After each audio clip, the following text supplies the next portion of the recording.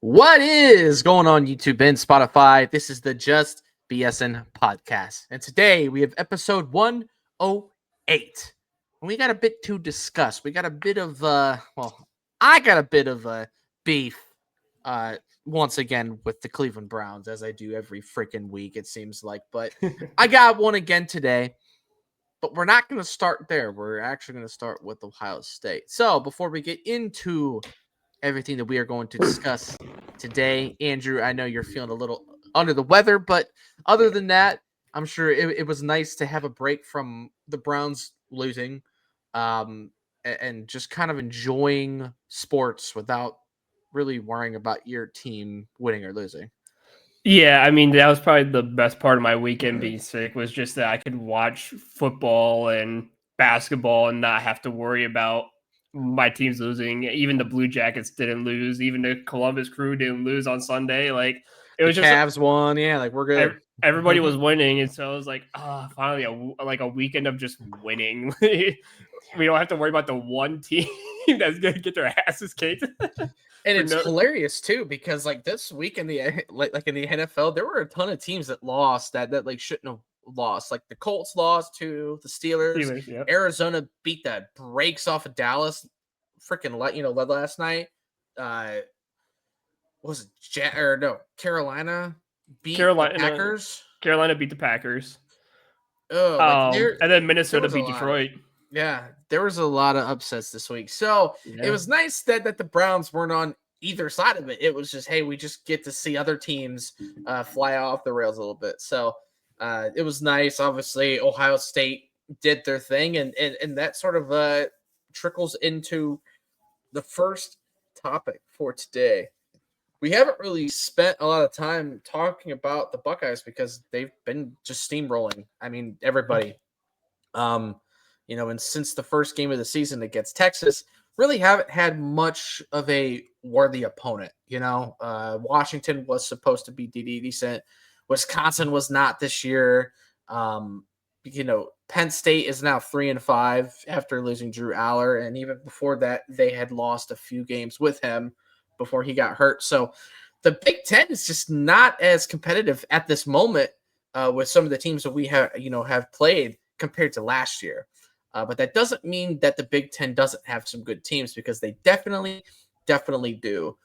Indiana is obviously up there with Ohio State.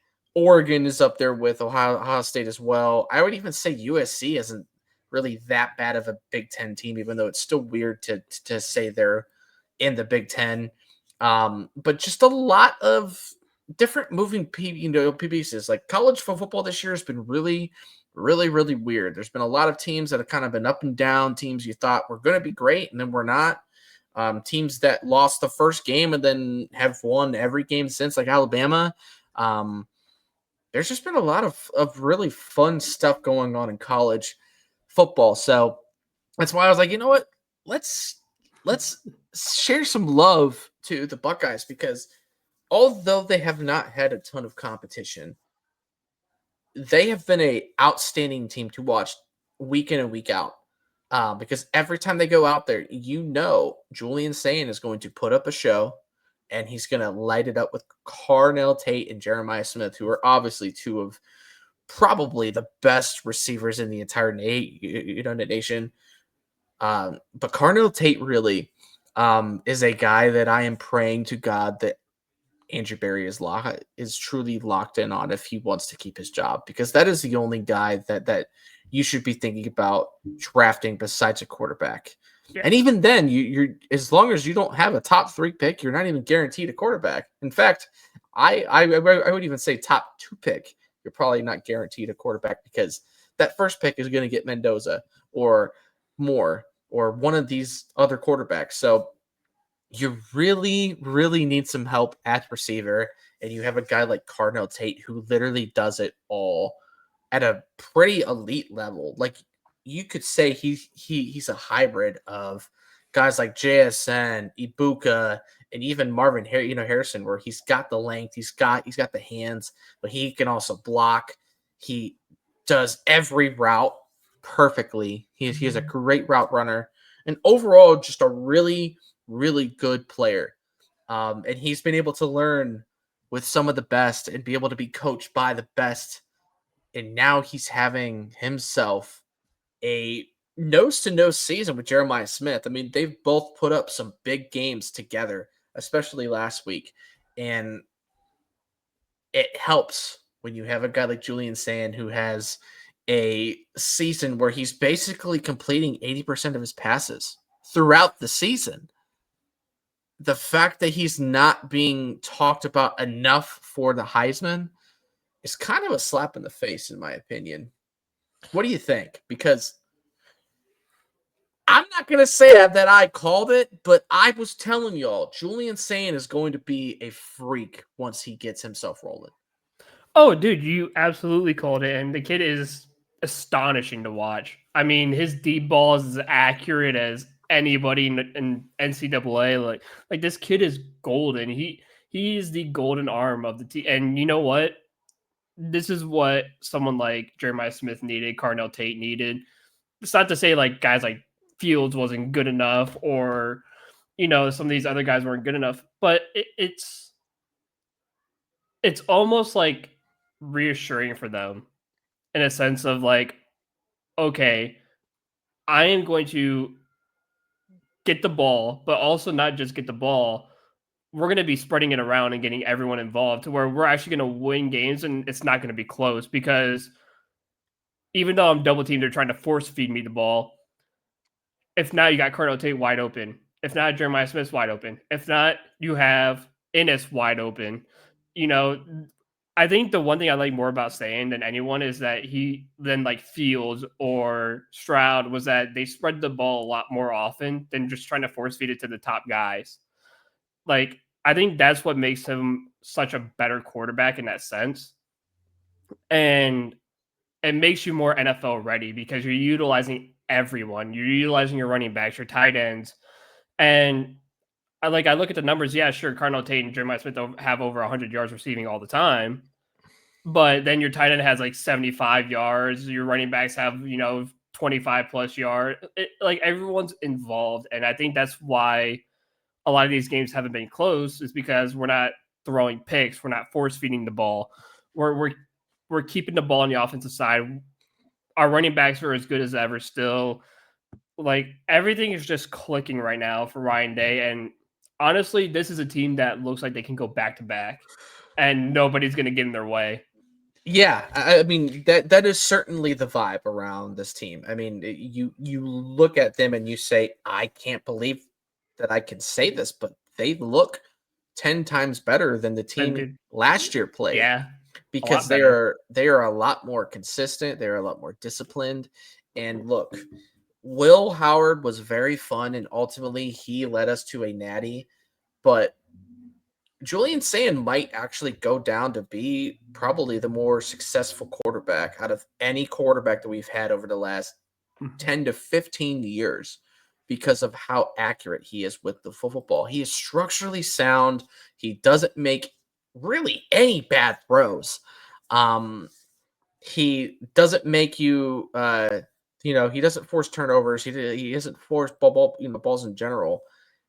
And even, dude, especially the fact that they've been able to finally start throwing the deep ball in the last few games as well.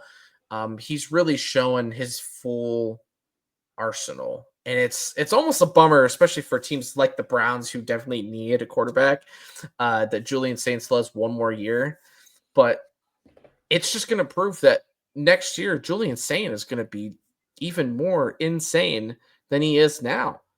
And he's going to have still Jeremiah Smith, and then he's going to have Chris Henry, and he's going to have a better O-line to protect him. It is going to be an insane next few years. And, I really also like Bo Jackson, the running back. I know he's a freshman, and they've been sort of like a three-person back right now between Donaldson, Peoples, and Bo. But I'll tell you what, Bo has been the guy that looks the best and the cleanest. His running it almost looks effortless half the time. And he only gets about 10, 12 carries, but he ends up still running for over 100 yards 9 times out of 10. It's incredible. So You mix that with the fact that this defense, statistically, is going to go down as one of the more dominant defenses in college football in quite some time. I mean, it's up there with the I think it was the 81 or 82 Florida State team that had just a disgusting defense. You're up there with a few Alabama defenses as well. That team up north, defense they had a few years ago. This is a defense that doesn't play around, and they really don't play with their food. Like, they really make you pay, and they really make you pay quickly, and particularly in the third quarter. If Ohio State sort of starts off rough, like even against Penn State, they were up 17-14 at half. And I looked at my brother and I said, watch, they're going to come out pissed off and they're going to put up like 14 points in a span of like 6 minutes. And literally what happened, about that happened. And then the game ended up being 38-14. Penn State didn't score another time in that game. And it just shows, I think, the discipline switch that clicked in Day's head as soon as he won the Natty last year. I think it clicked in his head of saying, oh, like, this is what it takes. Like, this is how I always need to be. This is the standard that I have to bring myself to. And I think it's just kind of upped his confidence quite a bit, because even when they play games like this, he's still like, man, like, we still did some bad things, we weren't clean. We obviously had, a fumble and, all this stuff. Like, he's still critical enough to be like, hey, I'm glad we won, but we still have a bigger, goal ahead. And that's how you got to be, especially at college football right now, because with a now more wide open playoff, anybody can get in. And as we saw from us last year, where we were the 8th seed, is that anybody can do it. You literally just got to be hot at the right time, and you just got to make good plays at the right time. So, I'm very excited for especially that team up north game. And then once we get to the Big Ten championship game, going up against Indiana, dude, that may go down as game of the year. And we'll see if it becomes like game of the decade pretty much, because it's going to be a dogfight. Both teams can score. Both teams have a good defense. I just think Indiana has kind of been like us, where they haven't had as good of competition. Because again, the Big Ten is struggling, but they've been a little too cocky, where like Ohio State has been kind of even keel, like, just kind of doing their thing, where Indiana doesn't shut up. And I'm really excited to be able to go in there in Indiana.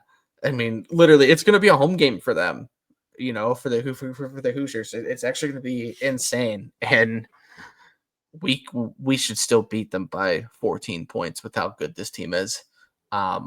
There's just not a lot of teams in the nation that I can honestly say match up evenly with us, because of just how dominant we've been and how resilient we know the group already is from last year. So it's an exciting time to be an Ohio State fan, and I know a lot of fans are probably bored right now because of how badly we're starting to beat teams, and you still have teams like Purdue, ahead, but things are going to start tightening up here, fans. So get yourselves ready, because when that game against that team up north happens, you already know they're going up to Ann Arbor. It's going to be a bloodbath. It's going to be nasty.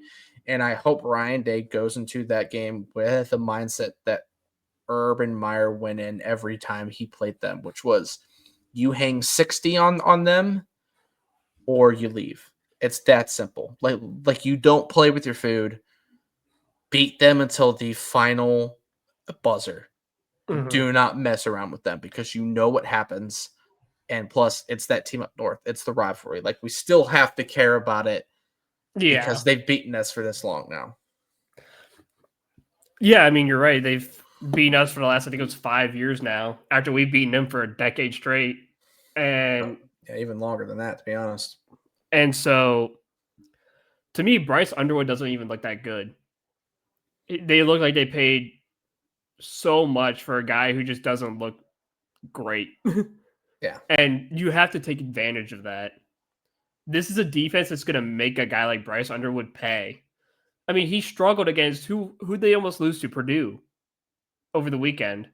They only won by 4 or 5. Yeah. They struggled against. I think Purdue's only 2-6 as well, or 2-5 or so. Like they've only won 2 games all season. And you're sitting here telling me that I should be scared of Michigan? Hell no, not this year, not right now, because the way Sane and the boys are playing, they're playing out of their minds. And like you said, going to the different positions, offensive line, they've only given up 3 sacks all season. Like Saints have been sacked 3 times the entire year. Right. That's incredible. And the defense, like you said, once that third quarter hits, you're not scoring ever again. So you better have a lead because you're not going to keep it or you're not going to score much more after that. No. So if a team like Michigan wants to win, you better hang like 23, 24, you better be in the mid-20s. Otherwise, it's game over. It's if you can only get 14 points, you're not winning that football game. No, hell no. And it's not like their defense is super strong this year. They're very mediocre, like middle of the road team this year. I don't even know are they even ranked this year right now? Who? Michigan. They've been in the 20s for a little bit. I don't know if they've really gotten. They are 21 right now. Yeah, that sounds about right. I was gonna say 22, so I was close. But like looking at the games, like they lost to number 18 Oklahoma, and they got smoked by USC. But like the games you look at, New Mexico only lost by a couple scores to them. They barely beat Nebraska by a field goal. Like the only blowout that they had was Central Michigan and Washington. And all the games they played were relatively close. And like looking at Bryce Underwood's stats, he has only 1,600 passing yards with 7 touchdowns and 3 picks. Okay. That's not spectacular. He's averaging around 180 yards passing. The kid does not look that good. Now, don't get me wrong, he is a freshman, so yeah, but this is a $10 million kid. Yeah, and that's the thing. That's what I was gonna get to. You've also spent over $10 million on this kid to be your star-studded, and he's nowhere near what you paid for him. Yeah, I'm telling you, he's gonna leave and go to like Miami or some shit. I can almost put money on that. Oh, for sure. But yeah, for Ohio State, man, it's one of those. Like, this team just seems almost unbeatable, and for some reason, we just look, like you said, you look so much better than last year. I think this team looks a lot more confident than last year. Even with a young sophomore quarterback and Julian saying, like, this team, like, he looks like a 6-year senior playing. Yeah. And that's how good he's been. And, dude, my mind's just blown watching this kid week in and week out. Like, this kid should be a Heisman winner. 100%. 100% he should. 100% he should.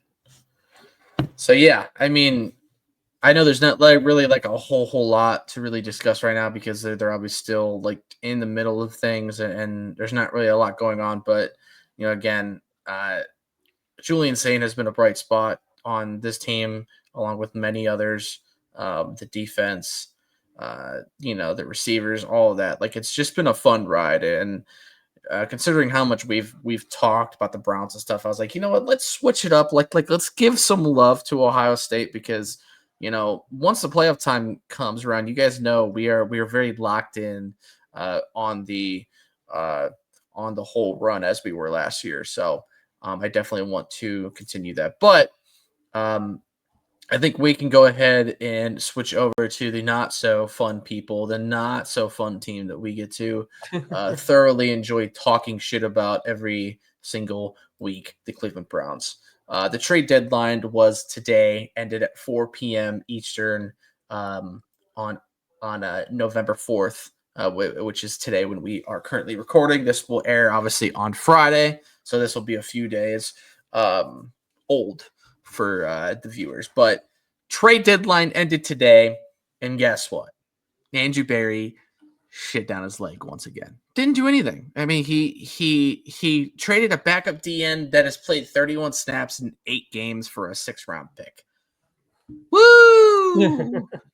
Man, you were sure, man, you were busy. I'll tell you what, you were in the kitchen cooking, and you basically made toast is what you made out of all that effort. Didn't want to speak to the media during the bye week, which is the first time he's done that. For this, this is what we were waiting for. It's just proving once again that it doesn't matter what the media says if we're buyers or sellers. Truthfully, I don't think anybody knows exactly what the Browns are doing, and quite frankly, I don't even know if the Browns know what they want to do because they are so conflicted about are we going to be competitive or are we just going to commit to the tank and tank for the next few years. In my opinion, doing what they did today further proves that they know they suck, but they also know they really can't afford to get rid of current guys because it would just mess up even more than what you have, and you have to kind of keep intact what is good, which is guys like Njoku, at least some of the O line that remains, and obviously other guys on this team. So I don't know, Andrew, how are we feeling after that? Because I mean, although I didn't expect the Browns to do much, I definitely wanted them to, if they were to be offered, a decent bit for guys like Chief, guys like Teller, Ford, whoever, they would have taken it because they need all of the draft cap that they need, or they need to do player swaps like they did with Campbell and Newsom, which obviously didn't happen during the deadline, but was still an important trade, and it has helped, I think, us more than it helped the Jags because Newsom has been getting cooked in Jacksonville. But yeah, man, what's the vibe like for you after today? It's just a lack of confidence for me. I mean, this front office pisses me off so much in so many ways. Like, I saw a tweet earlier that said, "Is the fax machine working in Berea, or is it still broken?" Because it seems like they don't want to even try. No. I think now they're making it look like the tank is now purposeful. But like you said, there's almost no chance you're guaranteed a top 2 pick, especially now that the Jets have made big moves of giving away Quinnen Williams and Sauce Gardner. Other bad teams have started to give away all their players. You're probably going to end up, even though you're going to finish with no more than 4 wins, you're still going to end up with a 6th pick of the draft, which is saying something for a team with only a few wins. But that's just how bad the teams like the Jets are, the Saints are, a team like the Panthers actually are for 5, and they're actually 1 game back from 500, which is crazy. Right. But there's just some of those teams are just that much worse. And so, like you said earlier, if you're not going to make moves now, you could have inquired about a Chris Olave from the Saints. You could have inquired, which Mary Kay said probably did happen, which they inquired about Garrett Wilson from the Jets. Mm-hmm. But you could have gone elsewhere for another receiver. You could have gone, what I said in the group chat, you could have gone after one of the 2 offensive tackles, either Neal from the Giants or the kid from Vegas who got benched. Yeah. who's also a pretty solid tackle. Like, you could have gotten some kind of help. And it didn't matter how much help, just at least make it look like you're trying something. Yeah, at least make it look like you care a little bit, because it just Yeah. doesn't when you do stuff like this. Yeah, and what did you do? You gave away Tryon Shoyinka for a mid 6th round pick or something? Yeah. Which it's like, oh wow, you really did something, and I thought you said you were buyers. That made you a seller because you sold. So you lied about being buyers. And again, like we talked last week, it blows my mind that Andrew Berry still won't face the media. Now you're getting some of the owners who won't face the media now. The only one who's facing the media is Kevin, and he's the one taking all the blame for everything. Yeah. And he just gave up play calls, which is what we're going to get into here in a moment. It's dude, this front office is giving me a stroke every year, and I think this is going to sound crazy, but I think you just need to implode the entire front office and just start all over again. Because, It certainly feels like that's the only option. well, at least get a new GM and get rid of like JW, get rid of DePodesta, like just bring in football guys. Like, my word, like my head is killing me just even thinking about Andrew Berry and those guys, Yeah. like and lack thereof, because those people aren't even men. Like, I'm tired of these Harvard computer nerds thinking they know anything about football. Yeah. And it's like, well, my statistics show me. Yeah, your statistics show you that you're a dumbass. Like, where's the football guys at? Give me those back. Like, give me the 2018 draft all over again. Like, give me John Dorsey back. Just give me somebody that had some gonads. Dude, could give you me imagine? somebody that isn't afraid to say, you know what, Miles, we love you, but if I get offered 2 or 3 first-round picks, Goodbye. bye. I'm sorry, but you have to make a trade like that, because it's going to help you In the future. regain in 2 years instead of being 4 years down. By the time we get ourselves good again, like at least like solid, Miles is going to be at the tail end of his career wondering, what the hell did I just do signing a 4-year deal when we're not even in our new stadium yet and we haven't won a game in 3 years? Yeah. Like, I think this team cared more about building a brand new stadium than focusing on building a quality football team to put into that brand new stadium. Because it's like, yeah, cool, we get a shiny brand new stadium like Minnesota has, like the Vegas Raiders have, like LA has. Yeah, but you know what? At least sometimes those teams put competitive teams on the field. Like the Chargers are competitive, the Rams are competitive. The Raiders were competitive when they first moved in, but now they're kind of like in a slower rebuild. Minnesota's been really good the last few years, but yet the Browns are going to continue to go 2-14 every single season in that stadium. Oh, cool! We just outpriced the fans and put the shitty team in the better looking stadium. Like, good job, Haslam's. You did great. Instead of getting a new GM, a new, new director of football, or new personnel, you're selling that can help PSLs to us and yeah, trying to make people drop fucking $50,000 on club tickets. seats. And it's like, oh my god, can we just put together a good football team first? At this point, I'd rather stay by Lake Erie, because at least, you know what? A bad team looking bad in a bad stadium, no one's going to question it. A team looking bad in one of the best world-class stadiums in the league, everyone's going to be like, what's going on here? You're certainly not going to be able to recoup your funds that you have spent when you don't have a good enough product on the field. And look, like, you and I have been pretty much in favor of getting the new dome because we recognize that the old stadium currently, A, is falling apart, and B, the city didn't want to put up any money to help us rebuild it. So the Haslam said, screw it, we'll do it all, on our own, whatever.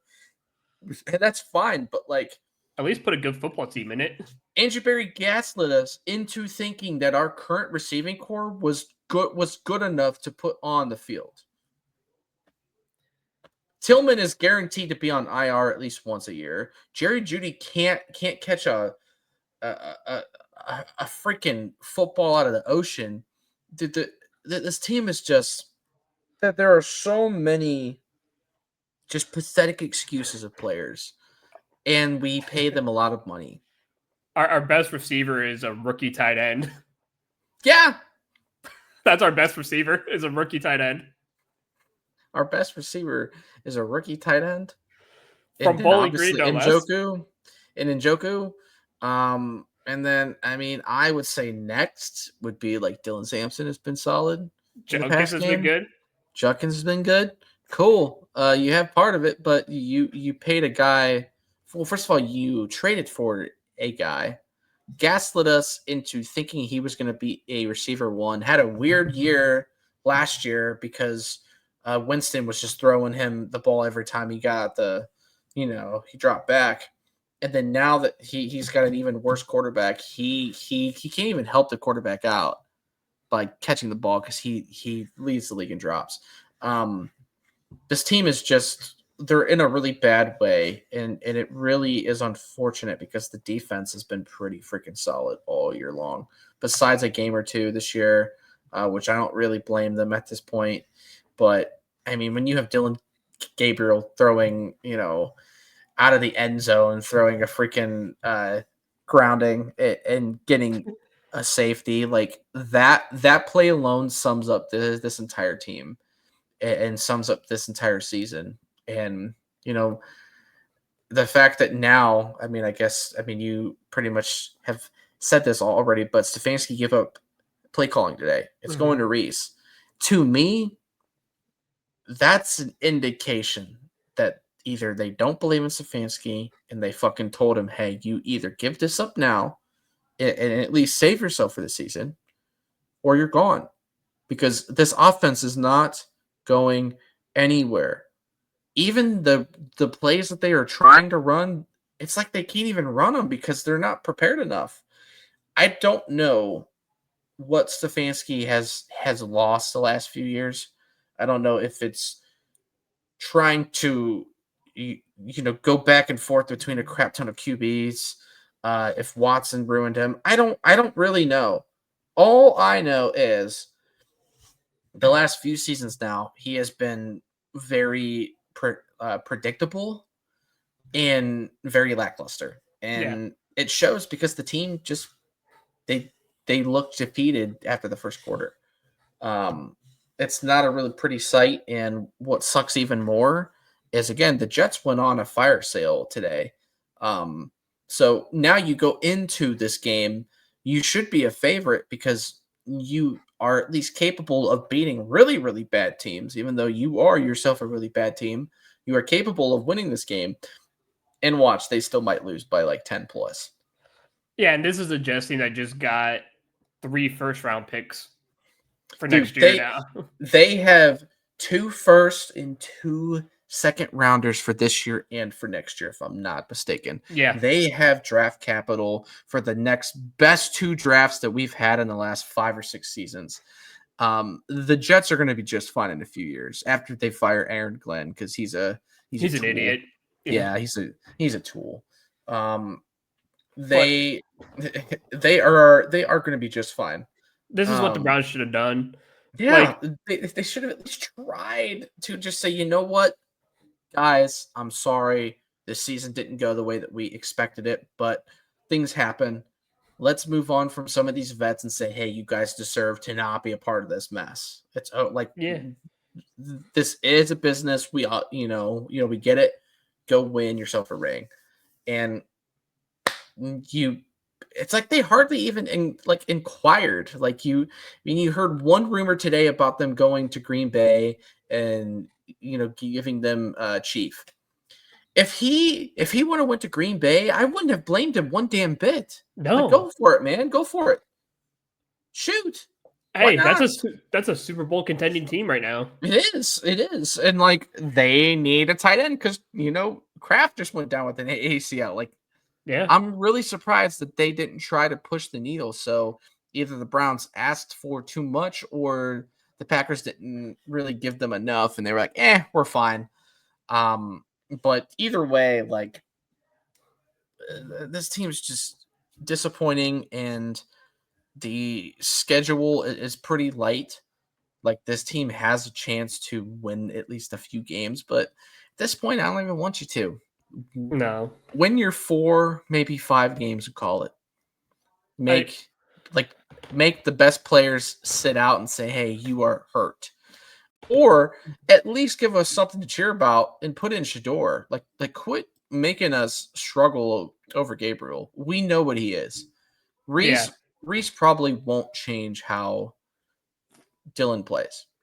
It's going to be Shador. And I truly think that Reese getting the play calling is an indication, not for this, week, but maybe next week, that Shador might get his shot sooner than later because it's just fried. It's chalked. And that's been my take on X and on here for the last couple of weeks is I was giving Gabriel until the Jets game, especially now that Tommy Reese has the play calls. I've told so many people, I was like, this was like even a couple weeks ago. I said Dylan probably has until the bye week, and that's about it. Yeah. And I was like, he has the bye week or the Jets game, and that's it for him. And guess what's going on? Kevin Stefanski's giving up play calls because he's basically trying to save his job, which him giving up a play calls for the second time means he's probably gone after the year's over. I could see Barry going down shit too. But I think Shador gets a shot after this weekend. If Gabriel still stays stagnant, you have no choice because you're gonna be, even though you're gonna be bad, you're like you said earlier today or tonight, you're not gonna have a high enough draft pick to get Mendoza or more. You won't have a high enough draft pick to get those because those are top 4 picks guaranteed, and you're gonna get no earlier than probably a 6th. So you have to see what you have in Shador. Because if you at least have something, you could be like, okay, cool. We really don't need a quarterback now. Because Shador showed enough to where it's like, okay, he can at least drive downfield. And he can at least get some points on the board. He can at least get past 20 points. So this is something we could work with. Maybe we just fire Kevin and get someone in here who can work with him. But if he does not pan out, you're screwed. Oh, yeah. You are done. Like you should have traded those. You should have traded Miles. You should have traded Denzel. You should have traded some of these guys. You could have gotten so much capital.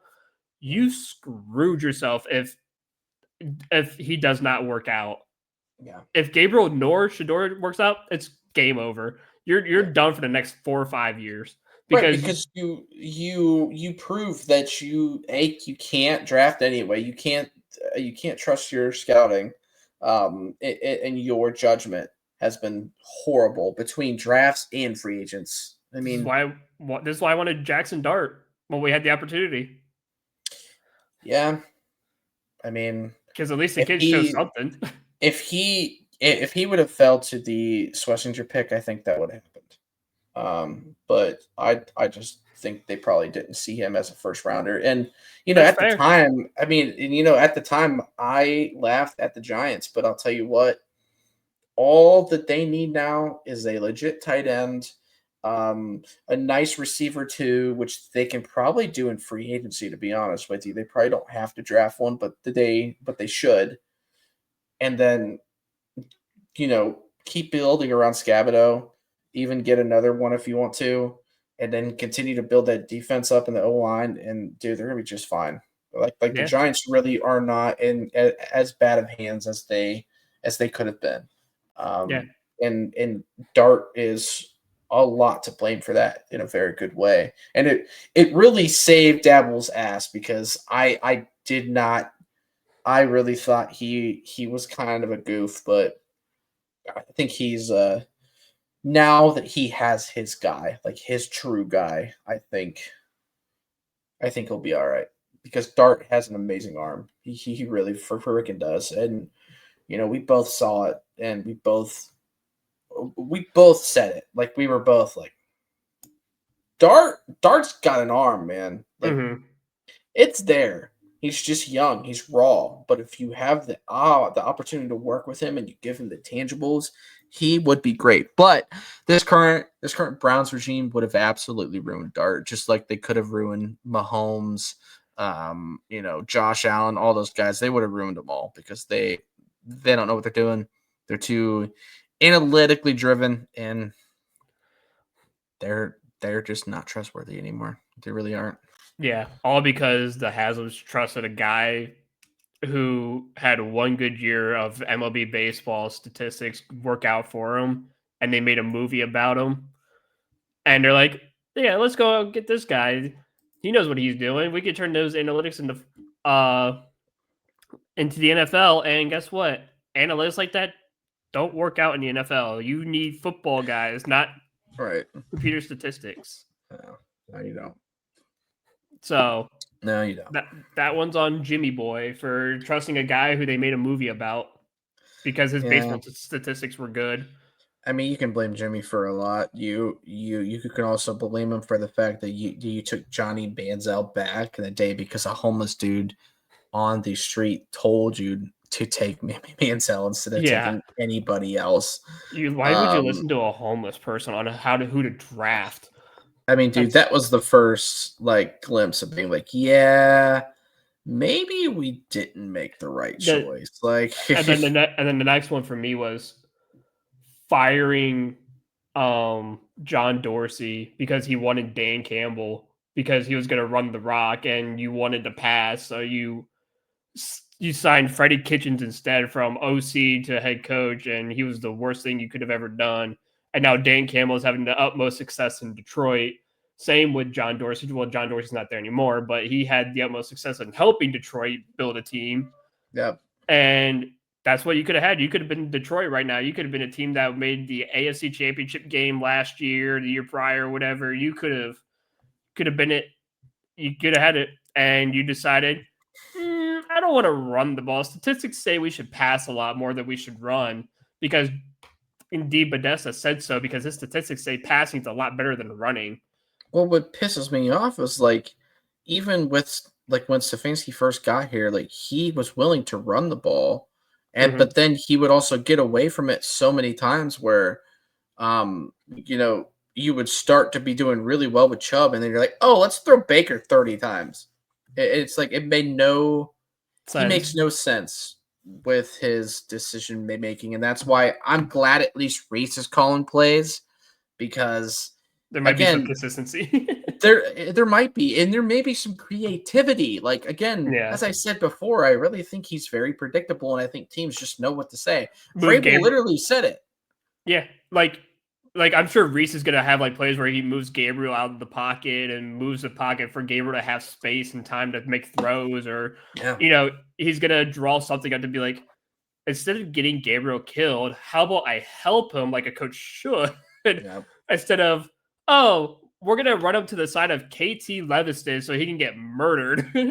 Because KT can't block a toddler. I mean, the only way Stefanski can be successful is if he has a top 5, an offensive line, a top 5 running back, and a top 10, even a top 10 QB. Just somebody that is definitely like a Sam Darnold, type player. I wish we had Jacoby Brissett back. Yeah, for real. I mean, he just lit up the Cowboys last night, and he's going to play a lot more because Kyler just got not re-hurt, but they basically said, hey, we're gonna shut you down for 2 months. So Kyler's probably done in there. I mean, I think he's done. And I've always said Kyler's been heavily overrated, even before he got drafted, and he should have baseball. He should have stuck to baseball. I knew out of college he was gonna be overrated, and he has been dog water. Yeah, 100%. I mean, he's got a good arm, but it's not good enough for the NFL. But he still made money though. He's Dylan Gabriel, but with a better arm. Yeah. So Right. I mean, we will see how this weekend goes, but I don't have the highest hopes. No. But before we get into our predicts, I do want to take a quick shout out to the Cavs as well. Darius Garland is back tomorrow, officially making his season debut, as they also debut the old navy blue jerseys. They just showed the court, and dude, it is nostalgic. I love it. I love everything about them bringing this jersey back, and the fact that they always have the matching courts. Oh, dude, I love it. I'm excited, and I'm really excited for Garland to play because he plays better, or Mobley plays better when Garland plays. They just seem to feed off each other more, and I think that'll help bring Mobley back a little bit because he's been struggling a bit on offense. So excited for that. Yeah, no, I'm excited to have Garland back, and I'm just excited for the nostalgia because going to be watching tomorrow's game. It's going to be so nostalgic. I'm going to feel like it's 2007 all over again, and it's going to be like, oh man, I love the 2007. Dude, those are. I mean, I'm not going to say they're the best jersey ever, but I'm saying Cavs wise, that is an elite, a very elite too. Yes, it is a very elite level jersey. My brother just got one. He got a Donovan one, and I'm like, if I wasn't moving out right now, I would have got one by now. I think I was thinking about getting one too, and I'm going to probably around Christmas. I'm going to. But dude, like just seeing that court, like I just want to go tomorrow, just so I can feel like I'm walking back into the Gund Arena, being like, oh, I feel like I'm like 10, 11 years old again, just walking to this arena, seeing that same court, the jerseys. Yeah. Like, if I get that jersey, I'm gonna get like a nostalgic player, like a Zydrunas Ilgauskas or something, like someone like nostalgic, like an Ira Newble or like an Eric Snow jersey. Be like, this is the ball knowledge. This is the team I grew up with. This is my nostalgia. Yeah. Who the hell is Mitchell? Oh man, that's funny. But yeah, man, we're really excited about that. So shout out to the Cavs. I think they play Philly tomorrow, so that'll be Philly. They are 6-1, so Philly is actually playing some good ball, and they haven't really needed Embiid. And they're up by 20 on Chicago. I mean, Chicago isn't that great, so that's not too surprising. But that'll be a fun one. Chicago is actually doing pretty well because they're also 5-1. Yeah, well. It's the early stage. It's like the Cavs are like what they're like 4-3. So it's like that's not gonna last long. Like, no. But again, you saw the team last year start out 16-0 and then fizz out at the end. So it's like it really doesn't matter how you start the year. It really matters about how you're ending the year and how you're playing in the playoffs. So that's all that matters. So I think the Cavs are less worried about winning a bunch of games, just worried about, hey, can we build good habits and win games consistently throughout the season and beat good teams? That's what they need to worry about. So that's some good stuff. So anyways, I think it's time to get to the NFL predicts. What do you say? Let's do it. Let me share the screen. Let me go to the X. And bang. What was the records? So the records for week 9 were I went 10-4, you went 9-5. I'm always missing one game, man. The game that separated us was the Jacksonville Vegas game. I had Jacksonville, you had Vegas. That was a separator. Of course. And record-wise total, I am 92-42-1. You are 85-51-1. Yeah. All right. Moving it. on to week 10, though. Start off with our Thursday night football game. It is the Raiders at Denver. Denver should win this game at home, but because it's a Thursday night game, I would not be surprised if the Raiders do it, but I'm going to stick with Denver. I need to win some games, but these games have been wonky lately. I went with Denver as well because it's in Denver, and Denver is obviously the better team. But like you said, it's Thursday night, and sometimes the worst team on Thursday night somehow always prevails because that's just how it goes. I'll tell you what, I'm a big Knicks fan. I love how Bo has been playing. I think Same. Him and Drake May have been. I called him. That's all I'm gonna say. Yeah, I feel that. And then starting off with the Berlin game on Sunday, we have the Atlanta Falcons and the Indianapolis Colts. I was trying to look at the game below the Raiders in Denver because that game is going to be a poop shoot. But the Berlin game, man, it's tough to say because the Colts, they struggled against the Steelers last week. Yeah.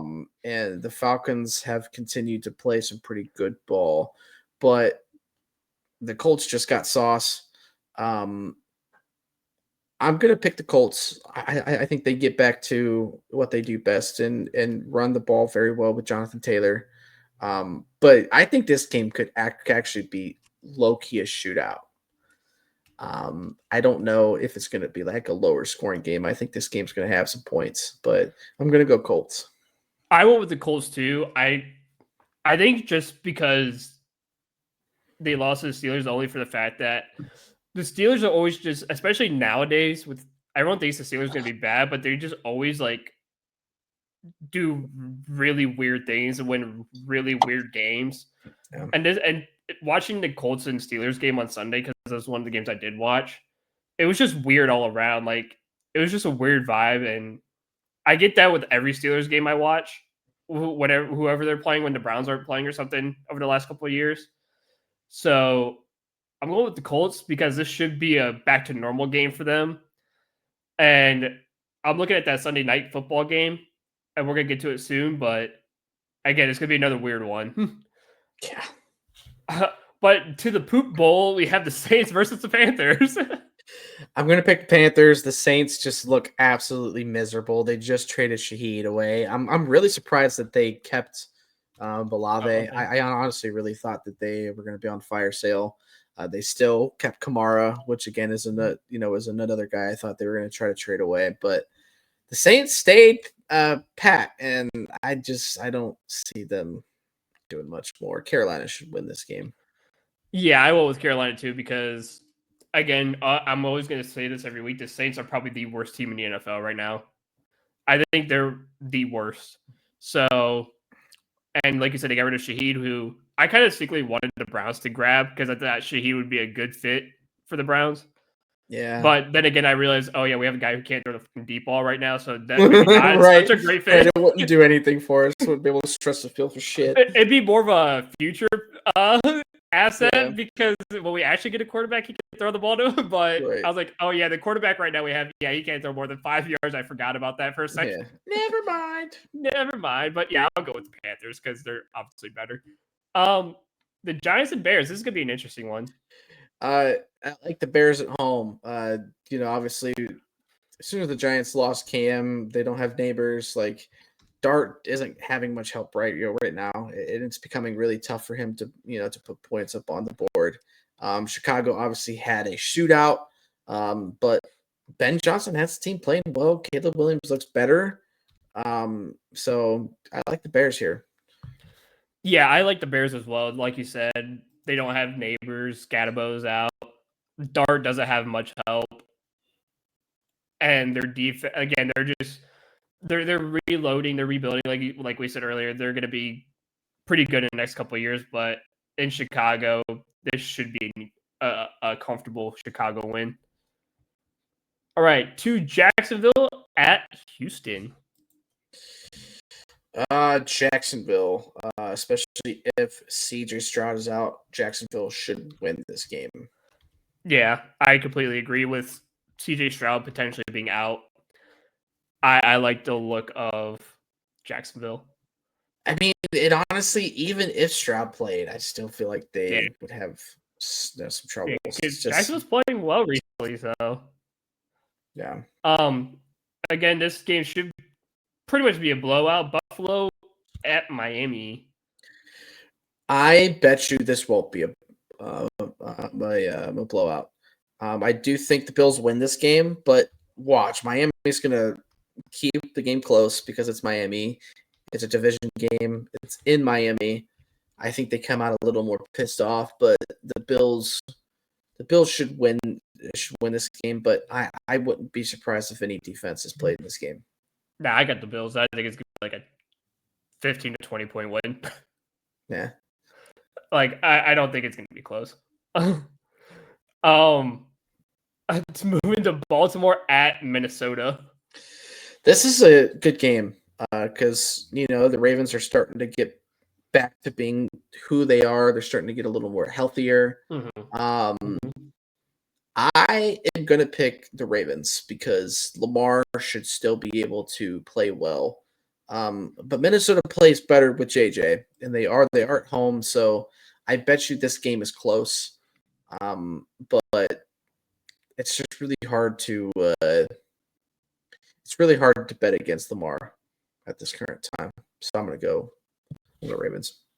Well, I'm betting against Lamar because I'm going with the Vikings. Hey, let's go. Because, like you said, dude, JJ, they look so much better. They look a lot smoother. And now that he's back and they're at home, I think they're going to start winning some football games here. And, I think the Ravens have been pretty lackluster. I mean, even before Lamar went out, their only win at the time was like Cleveland.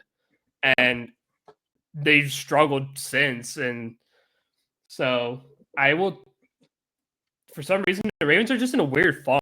Like, they're bad right now, which is weird. Like, I didn't expect them to be a 3-5 football team right now. Yeah. I had them winning the division, so. But I will take the Vikings at home. All right, bet. Cleveland at the Jets. Against my better judgment, I'm going Browns. That's all I'm gonna say. I mean, the Jets are bad. Like you can't. You can't lose. You can't lose this game, man. Please, don't go into New York and throw up a freaking goose egg. Don't. Dude, I'm serious. If Dylan Gabriel struggles and he has yet to put up any points on the board by halftime, and Shadur is healthy enough, put him the F in, please. Quit wasting our fucking time with this guy. If he sucks and he's struggling, but the game is close, get Shadur in or put Bailey in. I don't give a rip, dude. Just get Gabriel out. That's almost it.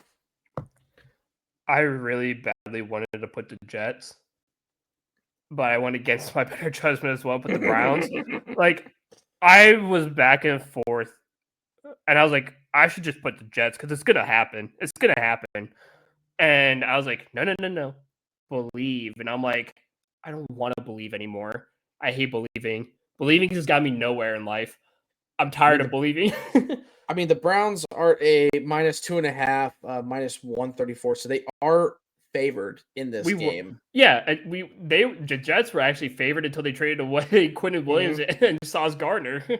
Yeah, but I would still bet the under on that game. Oh, I would too. The under is 37.5. I wouldn't be surprised if either team scores above 17 points. Yeah, I was gonna say if I were to make a bet in that game, it'd definitely be the under. Yeah. So yeah, I'll take the Browns against my better judgment. I don't even know if they fucking cover the spread. Right. And the spread's only 2.5. I don't even know if they're gonna win by a field goal. It's gonna come down to a game-winning safety by Myles Garrett. Right. Give me the Browns. All right, Patriots at Tampa Bay. This is a good one. This game can literally go either way, and I've been a real big supporter of the Pats, but I also really like Baker, and for that reason, they're at home. I think I'm going to take Tampa Bay in this game. Do you know if they're getting Mike Evans back? No. Oh, he's done for the year. That's right. They might They might get Godwin back. I'm not 100%. We'll see That's what I was if thinking of is Godwin, I think. and we'll see. I don't know if they have Bucky back yet either. We'll I think see. Bucky's coming back not this week, but I think next week maybe. Listen, all I know is for the San Fran game, if Pearsall doesn't freaking play, I might punch my monitor. Because I traded for him, and then as soon as I did trade for him is when he got hurt. Dude, so I haven't been able to play him in like the last month and a half. Talk about this game in like 2 seconds, but I will say the same thing about Brock Purdy because it's been pissing me off because Brock Purdy's been my like quarterback in like 3 separate leagues, and I need his ass to play like immediately. Right. Like I'm tired of this shit. He's like, oh, he's gonna play. Psych, he's not gonna play. Yeah, exactly. All right, but yeah, I'm gonna go New England. Okay. I just for some reason I have a weird feeling about the lack of Bucky and the lack of receiving help for Baker. Again, I get their defense is really good. Their offense is still producing, but for some reason Drake May and Mike Vrabel are just a really good combo. And McDaniel's going back to New England after a crap stint in Vegas as a head coach. I think was a smart move on his part. He should have never left in the first place. Yeah. For some reason, dude, Drake May looks phenomenal, and I'm just gonna ride with Drake May. So give me the Pats. Hell yeah. All right, Cards at Seahawks. The Cards played better, but the Seahawks look disgusting. They do, and they're at home. I gotta take Seahawks, but this game could have some points, man. This game's gonna have points. Like this is gonna be a high scoring game, and I agree. I went with the Seattle Seahawks because they're just unreal. Like Sam Darnold looks like an MVP kicking it right now. He really is. Dude, that's what I'm saying. Like your 2 MVP candidates right now, like Sam Darnold and Daniel Jones. Like who would have thought? And Sam Darnold looked good last year too with the Vikings. Like I think for both quarterbacks, it was just get out of New York. Yeah. Get out of New York, and they both thrive. Like Daniel Jones and Sam Darnold are killing it under new teams. Yeah. But dude, I can't bet against Sam Darnold right now because he's been a monster this year, and like him and Smith and Jigba, the best, probably like one of the best duos in the NFL right now. It's insanity. Like if you have that stack in fantasy football, you're winning the league because Darnold and Smith and Jigba have been crazy. So give me the Seahawks. And the game I was talking about, LA versus San Francisco, the get Pearsall and Brock Purdy back game. This game is actually going to be a good game, but I'm going to say this, man, the Rams look legit again. Mm-hmm. They've been playing really good ball. And honestly, Stafford quietly is having one of his better seasons that he's had in a while as well. And he's up there in age. Like he's still balling. I like the Rams here. San Fran still is. It's basically CMC and Kittle and a dream. And whether they have Purdy back or Pearsall back, it might help them, but I don't know. I mean, against the Rams, I just don't see them winning that game. I went with the Rams too because again, until Brock Purdy comes back, I have a hard time trusting Mac Jones. So I went with the Rams. But if Brock Purdy and Pearsall are both back, that's going to be a massive boost for the 49ers. And I also have Pearsall in like 2 separate leagues as well as Brock Purdy in like 3. So I need Pearsall just as bad as you do. Right. So please bring him back.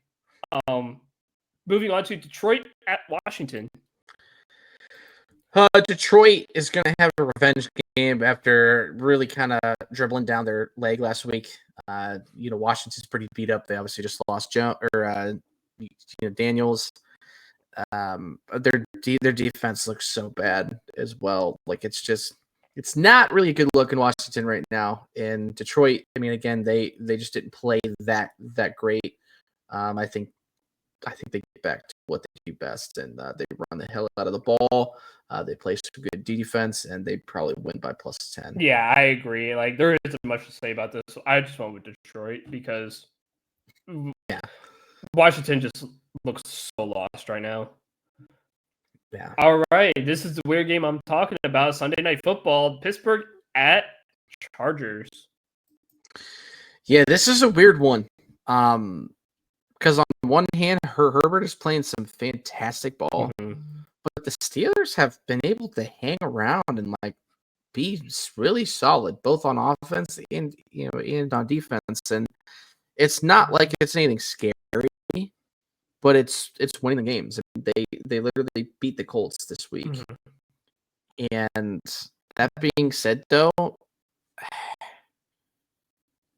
man, this is really tough because like I really want to go Chargers here. I really, really do. But if they can contain Herbert, and they can definitely contain the run, Pittsburgh should easily win this game because, I mean, you shut them down and it's the game over. But I'm going Chargers. They're at home. Give me Chargers. I went back and forth too, like you just did, and I ended up on the Steelers because I just got this weird feeling that they're gonna play like they did against the Colts, where they're just gonna come out and just stop the run, contain Herbert, and they're just gonna walk all over them. Like Pittsburgh made beating Indianapolis look so easy. And for some reason, I just have that inkling that they're going to do it again against the Chargers. To be fair, though, I think the Colts are a tad bit fraudulent. Yeah, because if you don't get Jonathan Taylor going, it's really hard. It's really hard to get the whole offense in general rolling. He's a big part of why they have won as many games as they had. So for sure. And then the Monday night game, Philly at Green Bay. This is a good game. This is a monster game. This one could go either way, but I'll tell you what, the Eagles have been playing back to like where they've really been really good. In Green Bay, they've struggled on offense a little bit. They haven't been quite as flashy. And despite them being at home, I'm going Eagles. Yeah, I mean, I had the same process. I went with the Eagles as well because the last couple of weeks, like you said, Green Bay's offense hasn't looked flashy. They haven't looked at anything spectacular. Now, their defense, again, has looked good, but it's almost like watching a better version of the Browns where the defense looks good, but the offense just feels stagnant and they can't really do much right now. But at least their offense can still score points unlike ours. But I went with Philly because, again, this is a defending Super Bowl champion, and they're just going to continue to play as lights out as they can, and I think they're going to go to Green Bay and win. And with that, those are we have 3 separate picks. 3 games where we picked completely different. So so somebody's going to have a bigger edge, or I am going to be a little bit closer. So I guess we're going to find out. We're definitely going to find out. I tell you what, man, that's the tough part about these picks is it's like no matter how confident you can be, you get a game. You get a week like like last week where teams lose when they should win. You just can't predict it. Like it's so unpredictable in the NFL. It really is. College ball is a lot easier to try to predict. The NFL, not so much. Forget about it. Yeah. Guys, before we go, check out our sponsor, Effortless Wins, for sports betting advice and plays to boost your wins. Talk to Tony or Greg. A link to the Discord will be in the comment below on YouTube and in the description on Spotify. Guys, go check out that link. Go talk to Tony or Greg. Guess what? Win some bets, man, because football is in the midst of everything. We're in the middle of the season. I mean, college basketball just tipped off the other day. Yep. So college basketball is back, and we got hockey that just started a couple weeks ago. I mean, we're in full sport mode right now, and now's the time because Christmas is coming up. Black Friday's in a couple weeks. It's time to get that money up so you can go get your kids some nice Christmas gifts. Yep, your boy needs some tires, so I got to win some money. Yeah. Let's get it. Absolutely. Let's go get check them out. But please, guys, remember, always bet responsibly. Don't be an idiot. don't be betting a lot of money that you can't afford to lose. Always Yeah. bet within your means and always bet smart. If you have a problem, please go reach out to the number. Don't be an idiot. Don't get addicted to this stuff. I know how fun it is, but you got to remember what you are playing with, and you got to be okay with what you are willing to lose. And for me, that's like $10 a week, $20 a week max. The biggest, because I'm okay losing that. You got to have that type of mindset. The biggest thing I've learned, and even Greg has this on the Discord as well. If you go check out the Discord, it's basically like little rules on betting, and it's never bet more than 1 to 3% of your bankroll. Your bankroll is how much money you have in your sports betting account. So, like in my FanDuel account, I have $550 because I took the $100 from when we first signed up, like when betting became legal in Ohio. I turned that into $500. So, what does betting 1% mean? It just means I take that 500, put 1% on it. That's $5. Yeah. So, my bet tonight I bet an NBA 2-3 leg parlay. It's a $5 bet. That's it. $5. Because if I lose, cool. It was just $5. Like, I'm not sitting there swimming over $100 I just lost or something, or $50, $70. Like, I'm not going like, oh my god, I just lost $100. Yeah. Bet within the means. I bet within my means. I put down $5. I got $200 in my DraftKings. What I do? I bet $2. That's 1%. So I bet no more than $2 to $5 because that's about what I have in my 2 sports books or whatever. So bet within your means. Yeah, be smart. Be smart, please. All right, guys. We will see what happens with the Brownies. Hopefully, good things. Hopefully, and we can discuss some positives, like we did after Miami. But if it becomes another game like it, New England, there's going to be a lot of angry fans and a lot of things for us to say. So stick around for next week, and we'll see y'all next time.